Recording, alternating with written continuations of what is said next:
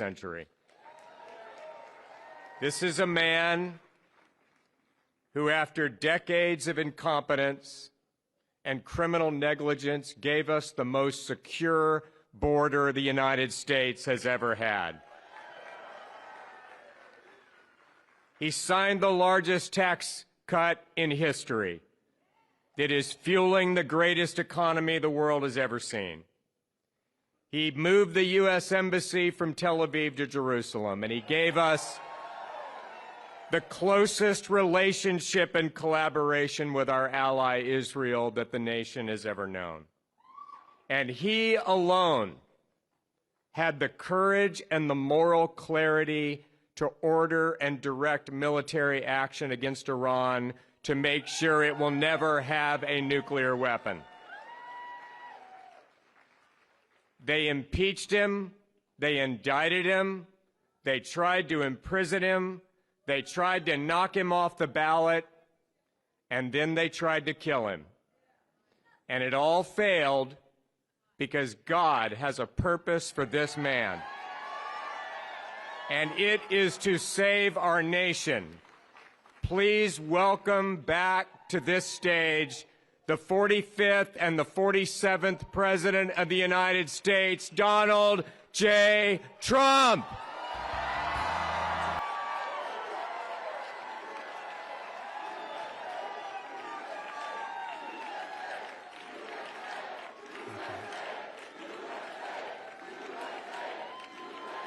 Thank you. Thank you very much. And I want to thank Ralph for the introduction. He's a great guy and friend of mine for a long time. And thank you to all of the true American patriots of Faith and Freedom Coalition. You've been with me from the beginning. And pretty much like nobody else, I don't think can top you. You were just great right from the beginning. You got it. You understood what we had to do, and we got it done. And we're continuing to get it done at levels that nobody's seen before. With the help of many people in this room, 18 months ago, we won the most consequential election victory in American history. Winning all 7 swing states, the Electoral College by 312 to 226, the popular vote, and 86% of all counties in America, 2,700 to 525. That's called a big victory. The Faith and Freedom Coalition was with us every step of the way. You knocked on 97 million doors. It's true. Ralph actually told me 10 million, so I had checked. It was 9.7 million.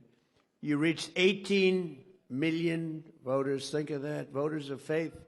You sent 28 million text messages and made 10 million phone calls to help us win a mandate like no other administration in modern history. It was a mandate like we have not seen before. And together we saved our country and we saved religious freedom in America. We saved religious. It was going down. And you've always stood with me, and I will always stand with you. I'll always remember it. I'll always remember how hard you worked and your spirit. I especially want to thank Pastor Paula White, who's with us. Paula, wherever you may be. Thank you, Paula. Great person. Director of the White House Faith Office, Jenny Korn. Terrific.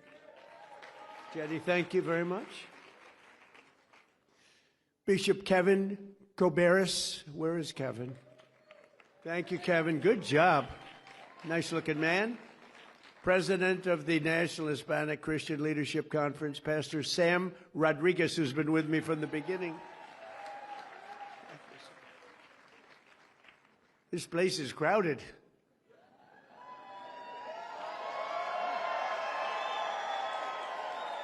I remember this place not so long ago. Hopefully, we'll have a little more pleasant. We're going to have a little more pleasant experience. I remember this room very well. A friend of mine who has been just incredible, Dr. Alveda King. Doctor, thank you. Thank you, darling. This has been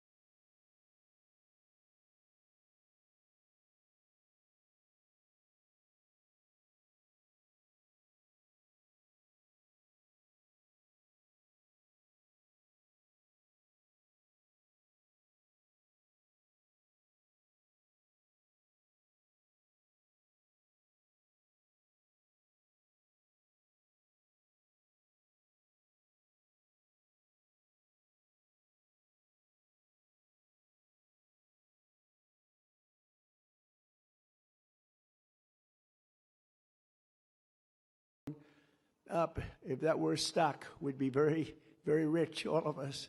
It's been great to watch. And as I've said before, to be a great nation, you have to have religion and you have to have God in your nation. If you don't have that, it just doesn't seem to work out, does it? And we have it. We have religion and we have God now. Remember when I first started, 2016, they wanted to take the Christmas out of Christmas. Remember that? We ended that little drive, but we ended a lot of other drives too. From the very beginning of our country, American greatness has been forged by people of faith, and the very first settlers who set foot upon this new world at Jamestown got off their ship, raised up a cross, and bowed down to the Lord in prayer. It was faith that strengthened the Minutemen and who stood up at Lexington Green and Concord Bridge in Philadelphia 250 years ago. Next week, our founders invoked the Creator 4 times in the Declaration of Independence. 4 times. I wasn't mentioned once. I'm very upset. Not once. Faith pushed the pioneers to journey west. Faith led Americans to abolish slavery, and faith built this country into the most exceptional nation in the history of the world. It was going very badly a couple of years ago, very badly, but it's back really strong. But we have to be very careful because bad things are happening. Can I watch what's happening? And we're going to be discussing that in just a minute. Americans have always deeply believed in the promise of Christ's words in the Gospel of Matthew. With God, all things are possible. With God, all things are possible, right? All things. That's why as we prepare to enter the 250th year last month, tens of thousands of patriots came together on our National Mall, and we officially rededicated America as one nation under God. And we're not changing. We're not changing.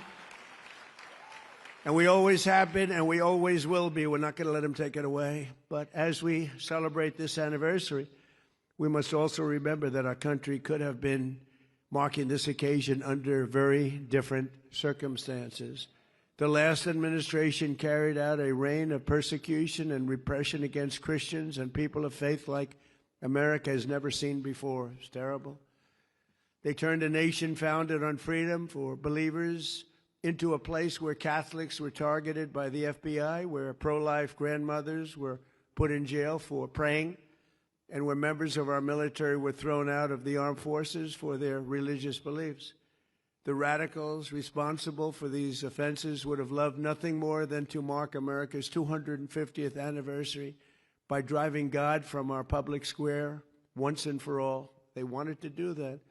I don't know how anybody could vote for these people. They were so bad, they were so evil, and yet in many ways incompetent, certainly incompetent on policy, open borders, transgender for everybody, men and women's sports, just grossly incompetent ideologies, and so many more. But they did not get that chance because they lost an election in a landslide, and we won an election in a landslide. And while I am in the White House, I will defend Christians and all Americans of faith 100%. You have it 100%, and you've seen it already. So upon taking office, I created the first ever Presidential Commission on Religious Liberty, led by Texas Lieutenant Governor, a great guy. I don't know if he's here. I know he's coming over to my office in a little while, a thing called the Oval Office, beautiful office. Lieutenant Governor Dan Patrick, and my friend, Dr. Ben Carson.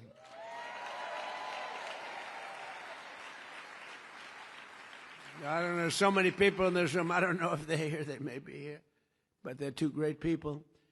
And later today at the White House, they will present me with their official report and recommendations to ensure that America continues to uphold the first right in our Constitution, and that's religious liberty. We have to uphold religious liberty, most important thing. On day one of my administration, I ended the weaponization of law enforcement against religious believers. You know that.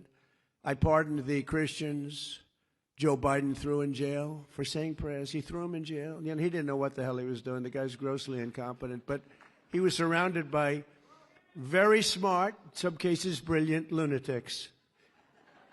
I got rid of the sinister Johnson Amendment so that pastors can speak the truth at their pulpits. We created the very, very popular White House Faith Office, first time that's ever happened.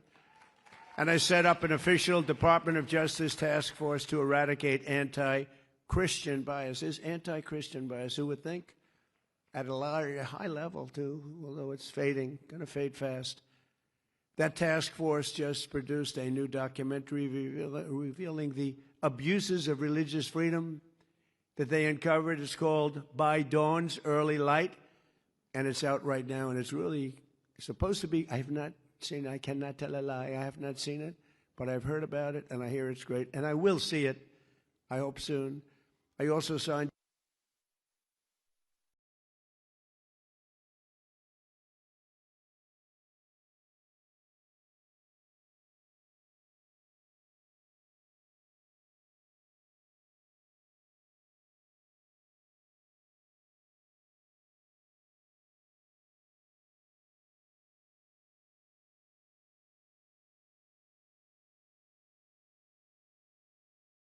We're protecting our churches and synagogues by prosecuting mobs of radical left lunatics and agitators who try to harass and intimidate people in their places of worship not so long ago. And to help parents send their children to schools that share their values, I signed the largest expansion of school choice in the history of our country, including in Texas. And in my direction, the Department of Education issued new guidance protecting the right to prayer in public schools. That was a big thing. And these are all things that we were, they fought us very strongly, very, very strongly. Hard to believe they'd fight us on that, but we had to fight the good battle, but we won every time. We slashed federal funding for any school that pushes transgender insanity on our youth. We expanded the Mexico City policy to stop taxpayer dollars from being used to promote radical gender ideology around the world. Radical gender ideology, it is. I made it the official policy of the United States government that there are only two genders, male and female. That wasn't too tough. That was sort of an easy one, but we have a man running in Texas who thinks there are 6 genders. I don't know what. He's going to have to discuss that with us. Can you believe it? 6 genders. And we officially banned the chemical and surgical mutilization of our children.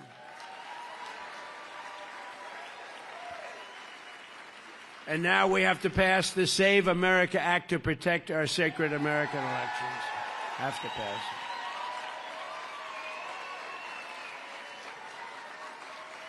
Hard to believe, right? Hard to believe that we even have to fight for this. We have to fight for everything. Nothing comes easy. Nothing. All voters must show photo ID. Not so bad, right? All voters must provide proof of citizenship. Is that so hard? And you're fighting the Democrats and a few Republicans who are doing a tremendous disservice to this country. We have a few Republicans that are fighting it. Lisa Murkowski of Alaska. You should call her and tell her to get on the ball. She'll never win another election, I can tell you. She's got to vote. It's called the Save America Act. It's voter ID, ideally photo ID, right? So you can look and you can say, oh, that person's okay. Or, for lots of reasons, that person is not the same person. We want proof of citizenship. And we want no mail-in ballots except for illness, disability, and military deployment or travel. We'll be very judicious. Look what's happening in California, where the ballots still aren't in. They're still not. Can you believe it? Weeks afterwards. You know what's happening? They're cheating. The kid won, or he was certainly in the top 2. I don't know him. I never met him. Spencer Pratt. And he went away quietly. We didn't go away quietly, but he shouldn't go away quietly. He should protest because it was, in my very strong opinion, that was a rigged election. That kid should be in the runoffs. The woman who edged him out after like a long time, days and days. And then you'd hear reports, Spencer Pratt is not doing so well, even though he was strongly in the lead. And then you hear, Spencer Pratt has a 20% chance of being in the runoff. I said, they just rigged the election. And then you hear that a woman who nobody ever heard of is in the runoff, not him. And then they tried to hurt Steve Hilton, too. And I called the U.S. attorney and I said, you have to look into this because Steve Hilton did great. He's running for governor. And you could see it. The election was there. He was doing great. Then day after day, you'd hear reports about vote counting. They go on for weeks. You know, Colombia just had an election, the country of Colombia, 30 million voters. And I endorsed. I'm endorsed. We do so well with endorsements, like almost 100% success. But I endorsed somebody running, El Tigre. El Tigre. I liked him. You know why? Because he likes me. I don't know. He used to talk about Trump. I like President Trump. I don't know. How can you not let? So I endorsed him. I didn't know. He was in way down the list. He was not going to win. No chance of winning. I endorsed him and he won. Did he just announce he won? But think of it. They had 30 million votes. By 9:30 in the evening, every single vote was counted. And there were no complaints. He won. Every vote was counted. Here we are in California. They're going to go for weeks and weeks and weeks. And you know what they do? They cheat. How many votes do we need? How many votes? That's why they take their time. How many votes do we need? Okay, here they are. Honestly, it's terrible. We're a third world country with elections. And we will also enshrine a permanent law that says very easily and succinctly, no men in women's sports and no transgender surgery for our children. Never forget, if the radical left ever gets the chance, they will bring all of this insanity right back at levels that you've never seen before. You will never have seen anything like it if they ever get their chance. And they're trying like hell. I call them the Democrats. I exchanged an E for a U. The Democrats. And it's trending number one, the word Democrat. I just can't believe I didn't think of it 9 years ago. I should have thought. The Democrats, they are horrible. They want to resume the transgender mutilation of our children. They want to restart the war on Christians and churches. And as you saw with the communists elected in New York City recently, they're communists, they're not social democrats. They want to completely destroy the traditional American way of life. Communism is very easy to sell. It destroys everything, but it's very easy. I'll be honest, I think I'd be the greatest communist in history. I'd give free rent. Ladies and gentlemen, from now on, you don't have to pay any rent. From now on, anybody wants a house, don't worry about it. Just pick the house you want. Everybody gets free food. Everything is free from this point forward. Everyone's going to vote for me. The problem is, after 2 or 3 years, the country is a disaster area. The country fails. They always do. It always does. So easy to sell. That first year, boy, you're the most popular. It's happening right now in New York and California. But you'll start living in squalor. You'll live in squalor. There will be no food. There will be no housing. There will be no military. There will be no law and order. There will be no nothing. There will be no nothing.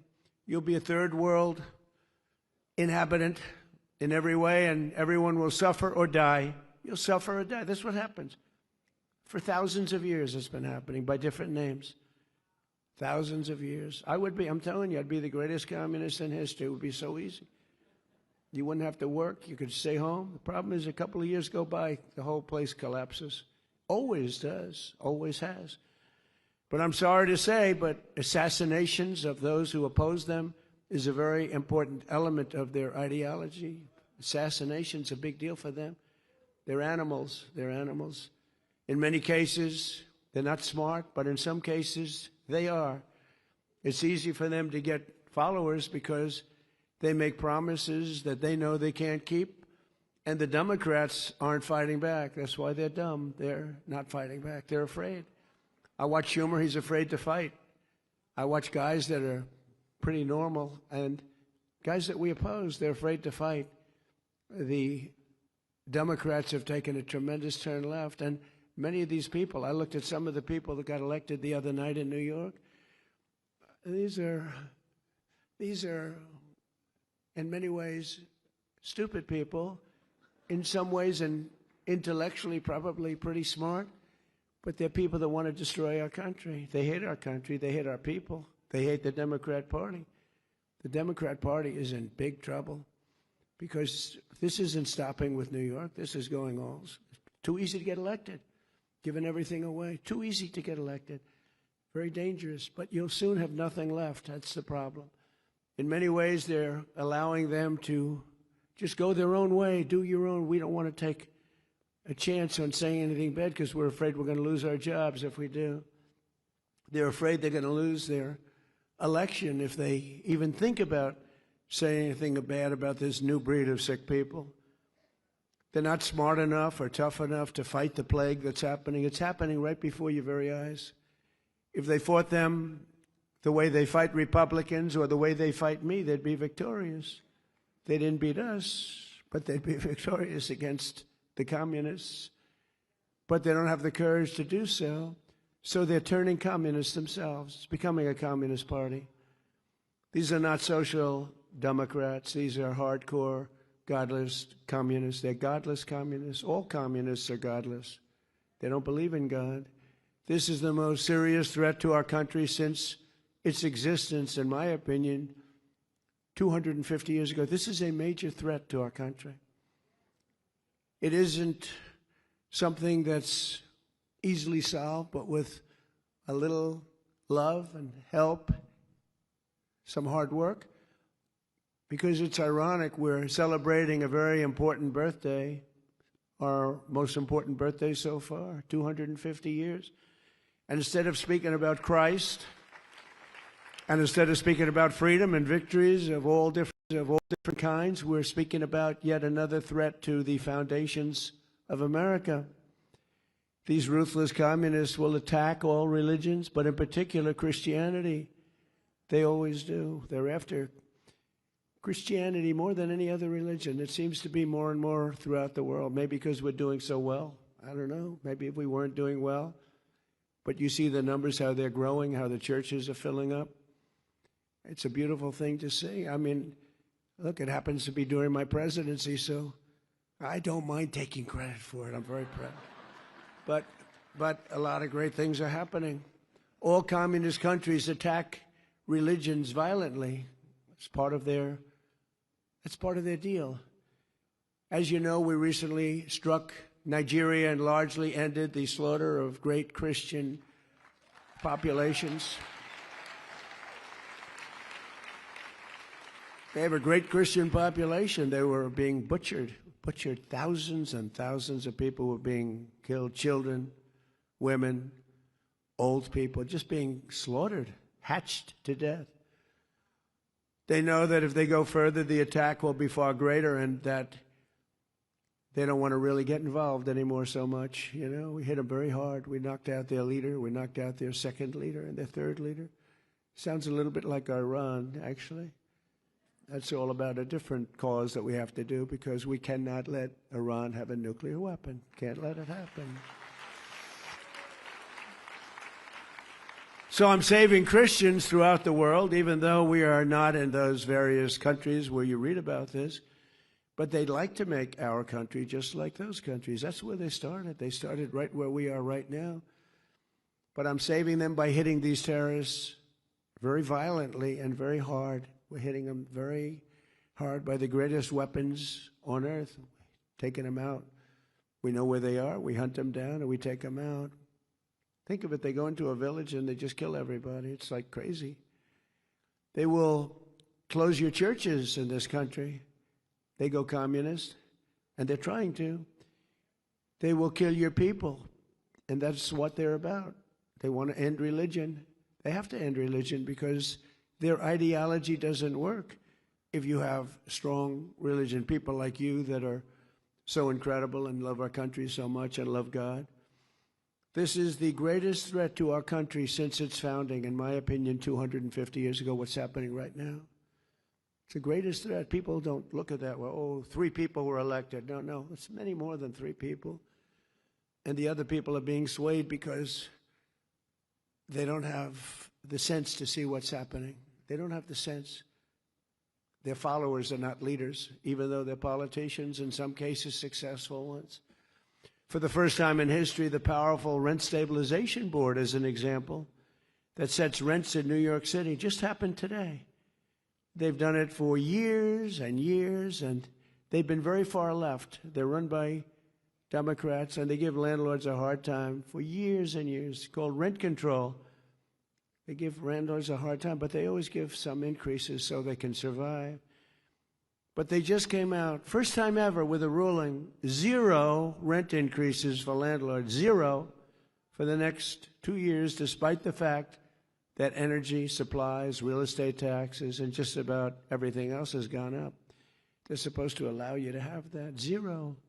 They're giving them that. They're basically confiscating their property. And the one representative for the landlords who's on the board, I think they have 8 or 9 people on the board, and you had one who was representing one out of like 8. But at least you had somebody. But that person walked off in disgust, walked off and got booed. Mayor Mamdani, who came to the White House and seems like a nice guy, but he said he was going to do this in his campaign. Nobody thought he was serious. He said he was going to make sure that people don't have a rent increase, even though energy went up. It's going to come down. It's coming down fast right now. I hope you're watching what's happening. We had a low number just now, $69 a barrel. That was, some people said it was going to be $350 by now. 69, it's going to be 300, 350. Never hit those numbers at all, even in the height of it all. But what the mayor doesn't say is that these buildings will soon turn into ghettos and slums, and that everybody will continue leaving New York. And as this spreads throughout the country, very much like an uncontrollable form of cancer, the country itself will be taken down. It will be third world, strictly third world. And it's happened many times before to very big and very powerful countries. But it's not going to happen to the United States of America. No way.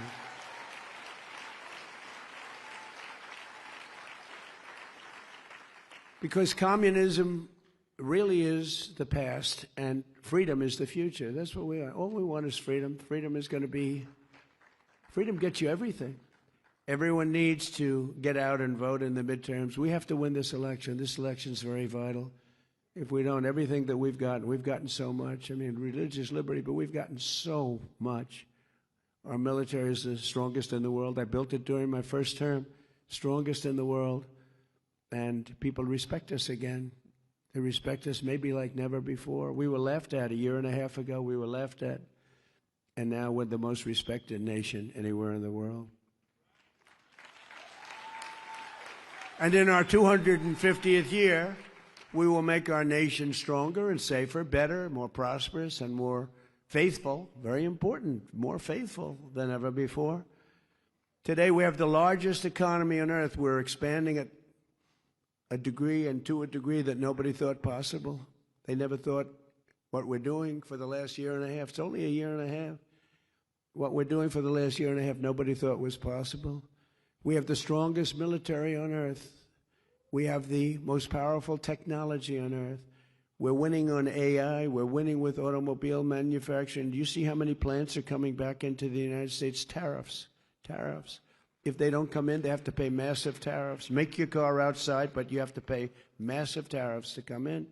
If you build your car in the United States using U.S. workers, our great American workers, you don't have any tariffs to pay. So they're all pouring in.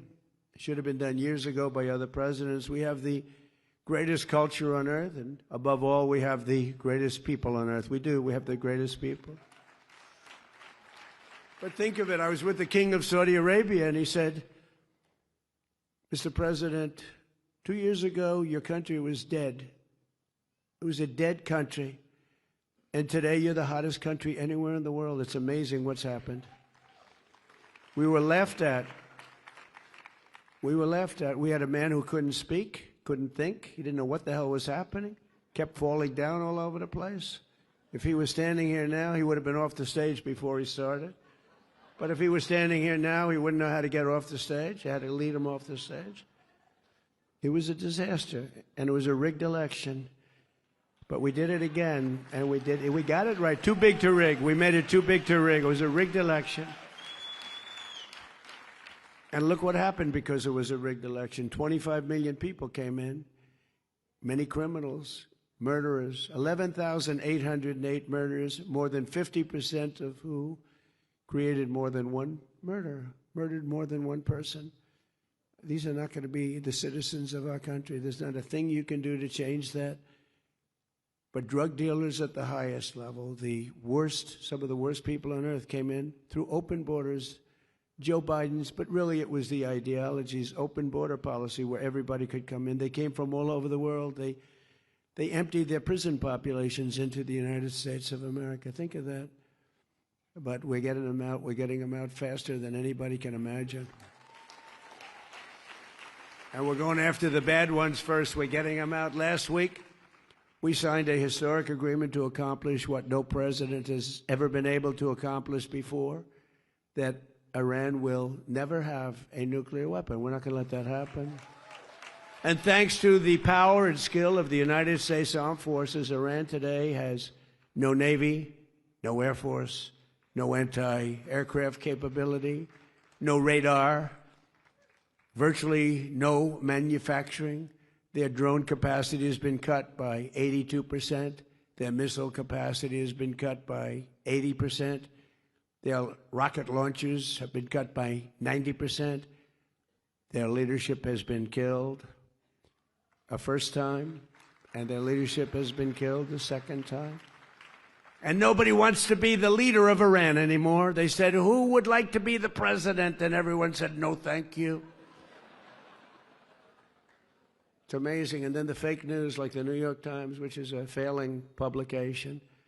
But the fake news, ABC, so bad. ABC television network, fake ABC, NBC, CBS, CNN. They actually said for a little while, it didn't play well, that Iran was much stronger today than it was 4 months ago. Think of it. They have no Navy. They have no... They said they're stronger. They're dying to make a deal. They're giving us a lot. They should have been done over the 47-year period that they've reigned with terror. And that's what they did. They reigned with terror. When you see a young man or woman walking around without legs or without arms or a face that was obliterated, it happened from the roadside bomb. That was created, the creation of General Soleimani, who I killed in my first term, and that was a big killing. He was a mad genius, but he was going to knock out 5 of our military installations. I found out about it. And in all fairness, Israel was supposed to do it with us, and the night before that took place, we heard from Israel that they will not be doing it. They don't want to do it. And I said to a couple of generals that we had, who were very good, I said, what do you think, generals? Can we do it? Because we worked on it for 30 days, worked on it with Israel. They said, we'll do it, sir. Can we do it as well? We'll do it better. And he was dead the next day. He was dead in the valley of death. He died in the valley of death. We had him all. We knew when he was coming, where he was coming, how he was getting it. We knew everything, but we lost our partner. I don't blame him that much, to be honest with you, because it's tough stuff. But they told us the night before they won't be doing it. We did it ourselves, and we did it so incredibly well. We also took out the head of Iraq's ISIS division, and we took out both of them by luck with Iraq. But had he lived, because he was a brilliant general, very sick man mentally, but he was a brilliant general, it may have been a different story. I don't think so. I think we would have knocked the hell out of him whether he was there or anybody else was there. But he was a brilliant general. It was one of the biggest things ever to happen in the Middle East, the killing of Soleimani. People have said it's the biggest thing to happen in 100 years because he was a dominant force. I actually think that Khomeini and all of the people in Iran were happy about it because they were afraid of him too. Over the past few weeks, the stock market and your 401ks skyrocketed upward like pretty much nobody's seen before. Oil prices are plummeting downward, and the world is a much safer place. We had to take that detour to knock out Iran. If we didn't do that, and we're still, we still have a fight. They have some capability, not much. They're not winning or anything, but they have some capability. They can still shoot. They shot a drone yesterday at a big ship going into the Hormuz Strait. They shot 4 of them. We knocked down 3 of them. One of them, I guess, we didn't miss it. Nobody saw it coming. And it hit a ship and did some damage. But they can't do that stuff. But very soon we're going to be at $2.50 gasoline. I was in Iowa making a speech the day before we did the attack. And again, we had to turn it around. Everything was going so well. It's like, you're doing so well. We have the best economy. Everything's great. And I brought my people into the room, my financial people and other people. I said, listen, we just set a record in the stock market. We just set a record in every single thing, including 401ks. Your 401ks, most of you have 401ks, are at the highest they've ever been, everything. But this was true 3.5 months ago, before the attack. Everything was good. We had records and everything. We were doing great. And I said, I hate to tell you, but we're going to have to take a detour. We're going to have to go to war or go to a military operation, which my people would prefer that I use as a term because war means things that they don't like. But whether you call it war or not, it is what it is. And we're going to go down to the Islamic Republic of Iran, and we're going to have to hit them very hard. And don't forget, when Barack Hussein Obama did the JCPOC, if you look at that, Barack Hussein Obama, have you heard of him? He was a disaster. He was a disaster. He gave them $1.7 billion in cash, $1.7 billion in cash, and tens of billions of dollars. Gave it to Iran. Thought he could buy their friendship, and it was just the opposite. They used the money and they built missiles and everything else. And I terminated the JCPOA. It was his agreement. It was the Iran nuclear deal. It was a disaster.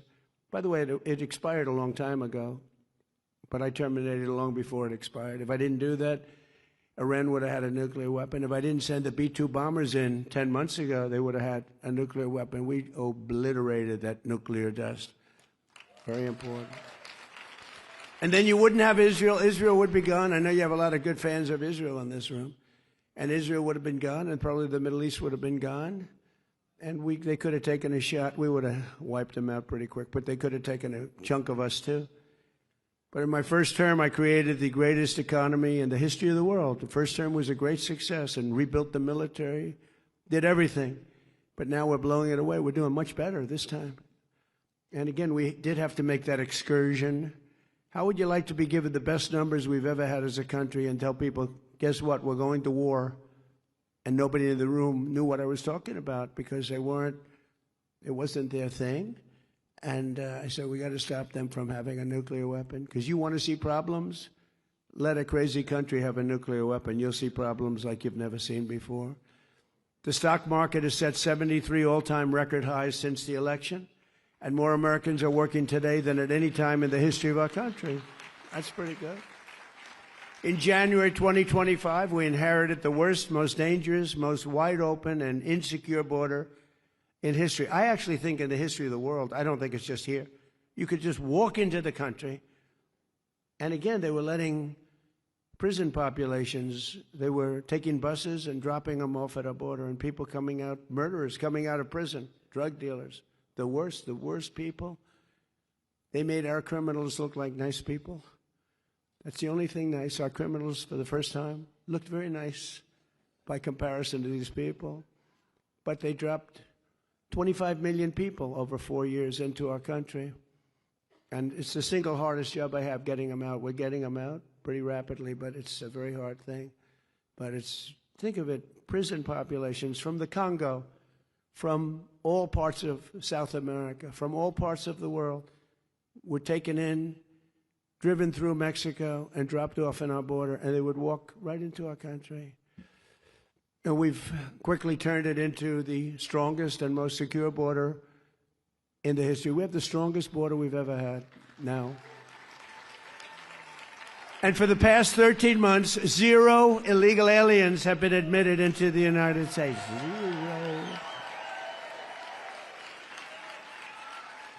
We have zero. And those are the numbers, they report them. And they're taken by sort of a left kind of a group. The stats, you know, if anybody did, they'd like to report them. But we have zero. And they don't even try because they know they're probably not going to get in, so they're not going to make this very dangerous march. We're saving a lot of lives. Because in those caravans, remember I named them caravans, they'd have 25,000 people, sometimes more. But they'd come up from South America and all through Mexico. They'd go all through. And they go through jungles in Colombia. Really tough jungles, too. Dangerous jungles.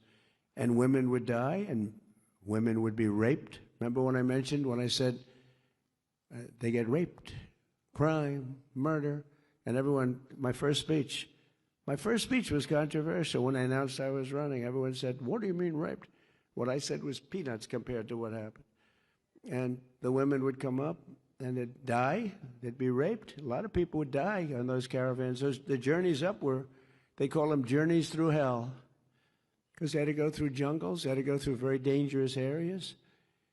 And the people that got here would just walk right into our country. We had no idea who they were. Nobody would even stand there and check. They just came in. Come on in, come on in. This was Sleepy Joe Biden's ideology that was forced on him by much smarter people than him that wanted to destroy our country because he had no clue.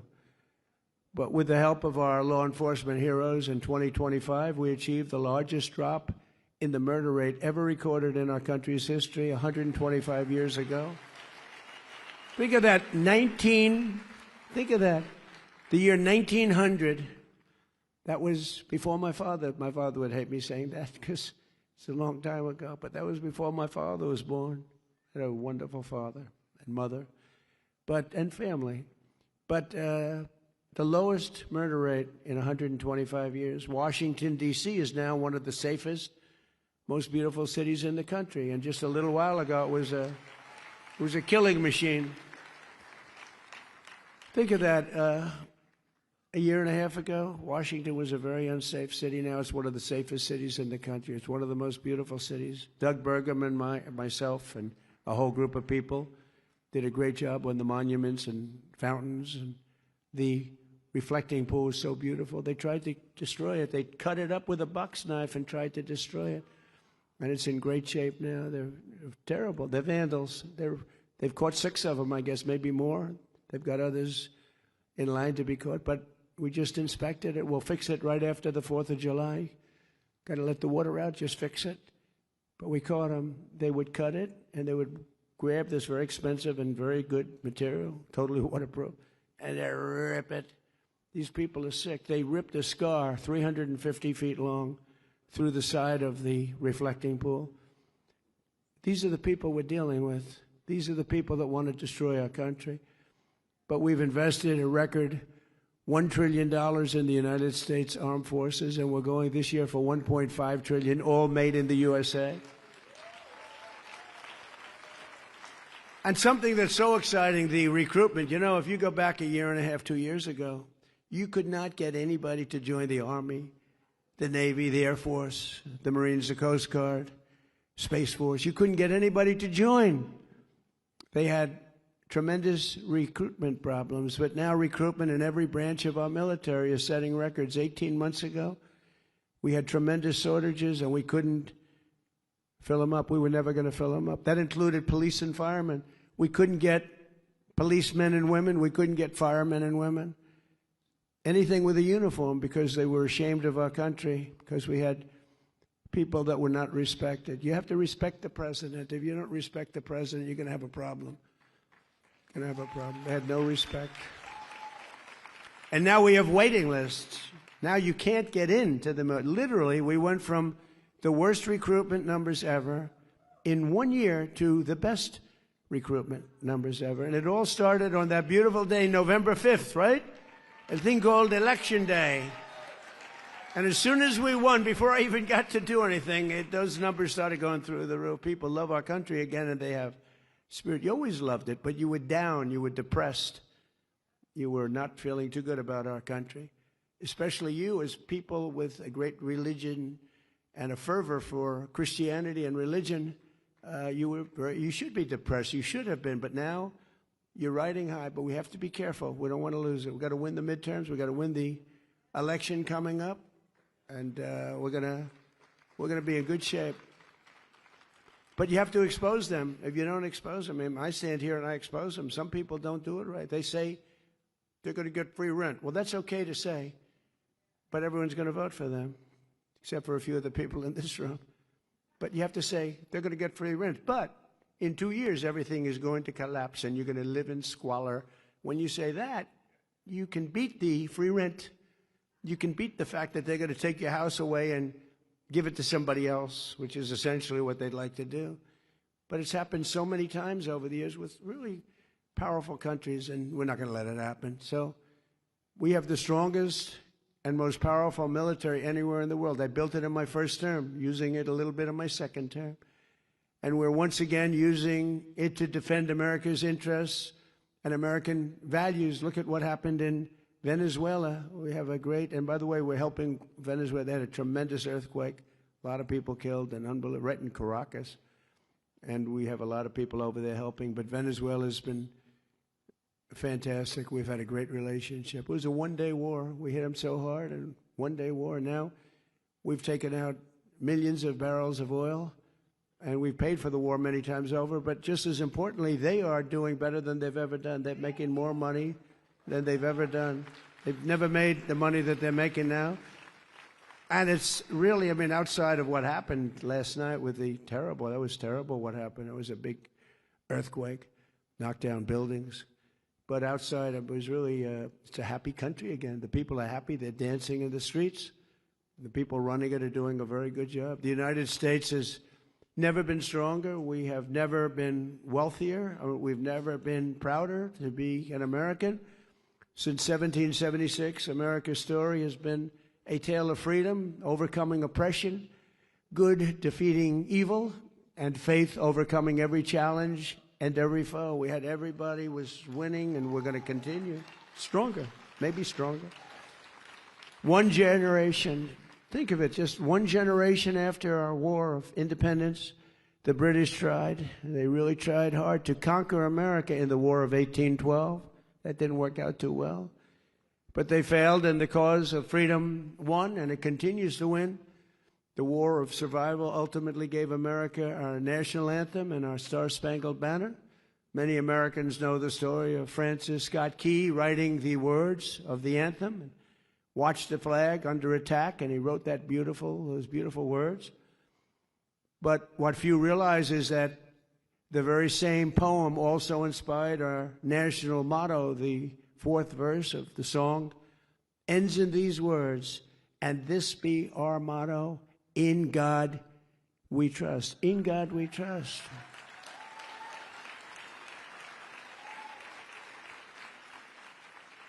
And as you know, the Democrats want to end that. They don't want the words, in God we trust. They want to have that stricken. They go to court. They take us to court.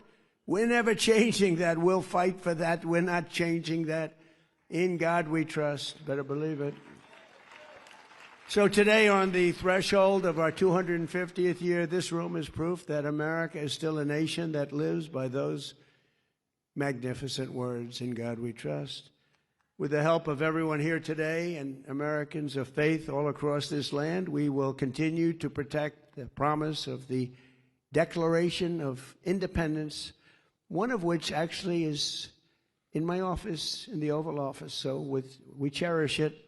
We will continue to defend our values, our traditions, our faith, and our freedom. And as we enter the golden age of America, that's what we have. This is the golden age. We've never had anything like it. We have factories all over the country. We have car plants, AI plants, all sorts of plants. Our businesses are expanding. Our numbers are unbelievable. Remember that we've never had a year with so many number one stock markets. Good to have number one, because that affects everybody. That means jobs. That means success. That's good, as we said, for your 401ks. It's good for your stock investments. Everyone's doing well. We have a country that's just the hottest. It just is so hot. And I'm working really hard to make it even better. We're going to get rid of some of the flaws. We're going to make it even better. But the biggest thing we have to do is we have to stop this horrible thread of cancer that's permeating our country called communism. We have to stop it because that's what it's about. That's what they want to do quietly. And we ask that God will continue to bless the United States of America, and God will bless the United States of America because of people like you. Thank you very much, and happy Independence Day, everybody. Thank you. Thank you very much. Thank you. Thank you.